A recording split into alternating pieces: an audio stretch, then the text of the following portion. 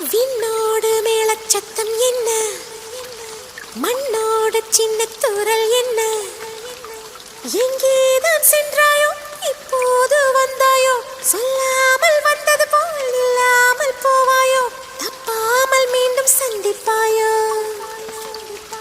நீ வரும்போ